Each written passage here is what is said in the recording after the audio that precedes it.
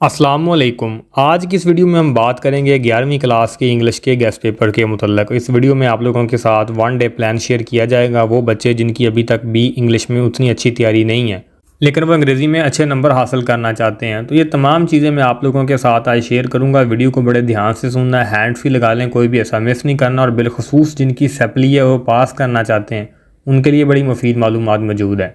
तो बाकी ये PDF सारी फाइल हासिल करने का जो तरीक़ाकार है वो वीडियो के मैं लास्ट में बता दूंगा। चलते हैं अपनी वीडियो की जानब। सबसे पहले देखें तो अंग्रेज़ी में जो सबसे ज़्यादा अहम चीज़ है वो है MCQs। चाहे आपने अंग्रेज़ी में अच्छे नंबर लेने हो, चाहे आपने इसे पास करना हो, तो उसके लिए ज़रूरी हैं आपके पास MCQs।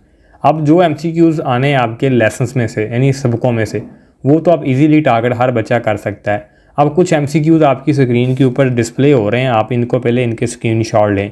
ये वो MCQs हैं जो बारहा दफ़ा रिपीट होते हैं और इस साल भी इंशाल्लाह ताला इनमें से काफ़ी MCQs रिपीट होंगे।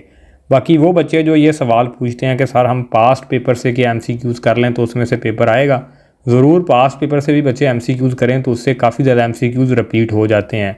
इस दफ़ा पेपर आ रहे हैं SLO बेस और पासिंग मार्क्स की जो रेशियो है वो भी 40% है। तो ये दोनों चीज़ें थोड़ी सी बच्चों के लिए डिस्टर्बेंस है, लेकिन ये मैं बताता चलूँ कि अगर आप SLO बेस को इतनी ज़्यादा इसकी टेंशन ना लें, अगर आप ये वाले MCQs भी करके जाएंगे तो बड़ी हद ये होता है कि MCQs की थोड़ी बहुत स्टेटमेंट टिल्ट की जाती है, थोड़ी घुमा फिरा के आती है।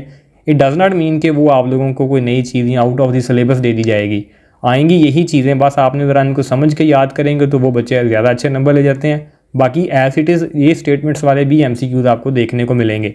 तो उम्मीद है कि आप इन तमाम MCQs के स्क्रीनशॉट ले रहे हैं, क्योंकि ये MCQs की तादाद थोड़ी ज़्यादा होती है तो एक ही वीडियो में सारे दिखाने पॉसिबल नहीं होते।